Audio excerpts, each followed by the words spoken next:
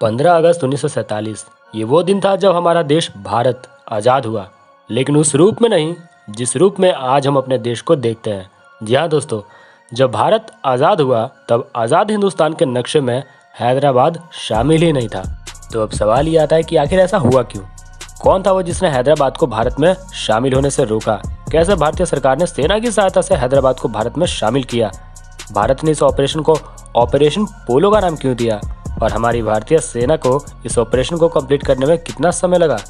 जानेंगे इस वीडियो में इन सभी सवालों के जवाब। तो वीडियो को अंत तक जरूर देखें और हमारी भारतीय सेना के इस बड़े कारनामे के लिए चैनल को सब्सक्राइब जरूर करें।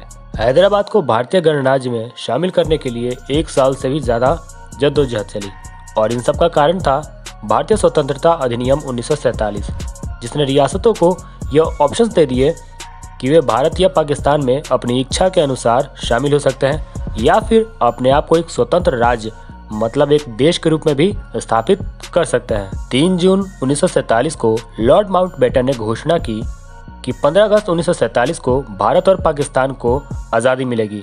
भारत में सत्ता कांग्रेस को ट्रांसफर की जाएगी जबकि मुस्लिम लीग को पाकिस्तान दिया जाएगा। हैदराबाद की 85% जनसंख्या हिंदू थी, जिससे इसका विलय तो हिंदुस्तान में ही होना था, लेकिन निज़ाम मीर उस्मान अली ने इस घोषणा के तुरंत बाद फरमान जारी कर दिया कि वे हैदराबाद को स्वतंत्र संप्रभु राज्य यानी एक अलग देश के रूप में स्थापित करेंगे, घोषित करेंगे। इसके बाद निज़ाम की ओर से धमकियां भी दी जाने लगी कि अगर भारत ने विलय के लिए उन पर जोर दिया तो वे पाकिस्तान में शामिल होने के बारे में भी सोच सकते हैं। 8 अगस्त 1974 को निज़ाम ने लॉर्ड माउंटबेटन को लिखा कि वे हैदराबाद को न तो भारत में और न ही पाकिस्तान में शामिल करना चाहते हैं। इस तरह भारत 15 अगस्त 1947 को बिना हैदराबाद के ही आज़ाद हो गया। अब ऐसा मत सोचिए कि भारत हैदराबाद के निज़ाम से डर गया था, इसलिए बल का प्रयोग करके उसने हैदराबाद को शामिल नहीं किया।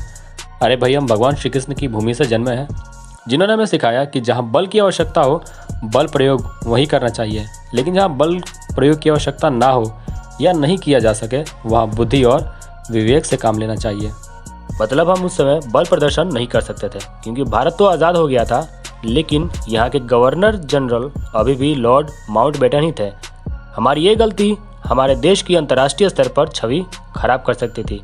मतलब हम चाह के भी मजबूर थे, लेकिन ऐसा नहीं था कि हम कोशिश ही नहीं कर रहे थे। सरदार पटेल के जिम्मे सभी रियासतों के एकीकरण का जिम्मा था। पटेल और उनके सेक्रेटरी वीपी मेनन किसी भी हालत में हैदराबाद को भारत से दूर करने के पक्ष में नहीं थे। इसीलिए माउंटबेटन के जरिए आज़ादी के बाद एक बार फिर से निज़ाम के साथ एकीकरण का मुद्दा उठाया गया, जिसे निज़ाम के द्वारा फिर से ठुकरा दिया गया।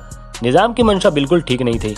उसने भारत से युद्ध करने के लिए चेकोस्लोवाकिया को 30 लाख पाउंड स्टर्लिंग हथियार का ऑर्डर दे दिया। इसी दौरान इत्तिहाद ए मुस्लिमीन संगठन के हेड कासिम रिजवी के शह पर हैदराबाद में गैर मुस्लिमों को, खास तौर पे हिंदू और सिखों को मारा काटा जाने लगा। जब इस बात का खुलासा हुआ तो इसने भारतीय खेमे में सरगर्मी बढ़ा दी। हैदराबाद से आ रही हिंसा की खबरों से पटेल चिंतित थे। देश भर में सरकार की इस बात के लिए आलोचना हो रही थी कि सरकार हैदराबाद से नरमी से क्यों पेश आ रही है, लेकिन पंडित जवाहरलाल नेहरू बल प्रयोग के पक्ष में नहीं थे। लेकिन हैदराबाद में हो रहे गैर मुस्लिमों की स्थिति दिन ब दिन बदतर होती जा रही थी। इन स्थितियों के आकलन के बाद हमारे आयरन मैन यानी सरदार पटेल आश्वस्त हो गए थे कि बिना सैन्य कार्रवाई के न तो स्थितियां सुधरने वाली हैं और न ही हैदराबाद हाथ आने वाला है। उनका मानना था कि उस समय का हैदराबाद भारत के पेट में एक कैंसर के समान था, जिसे बर्दाश्त नहीं किया जा सकता था। इसी बीच 21 जून 1948 को लॉर्ड माउंटबेटन गवर्नर जनरल के पद से इस्तीफा देकर ब्रिटेन चले गए और सी राजगोपालचारी भारत के नए गवर्नर जनरल बने। इसे कहते हैं सोने पर सुहागा।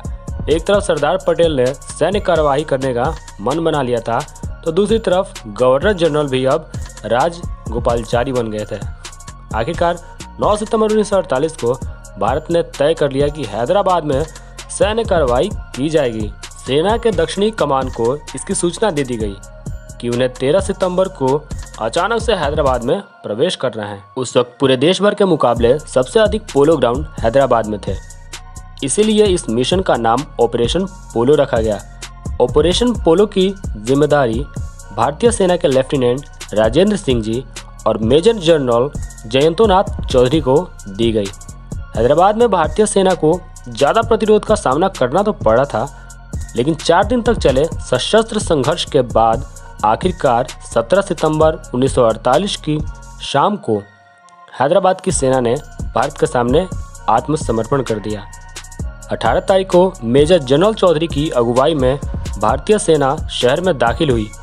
कुल मिलाकर यह ऑपरेशन 108 घंटे चला। इंडियन आर्मी को सिर्फ 108 घंटे लगे हैदराबाद की कुटाई करने में, जिसके बाद हैदराबाद का भारत में विलय कर लिया गया और इस तरह हैदराबाद बना भारत का एक अभिन्न अंग। दोस्तों, आपको हमारी ये वीडियो कैसी लगी कमेंट करके ज़रूर बताएं और हमारे देश से जुड़े ऐसे ही फैक्ट्स के बारे में जानने के लिए हमारे चैनल को ज़रूर सब्सक्राइब करें।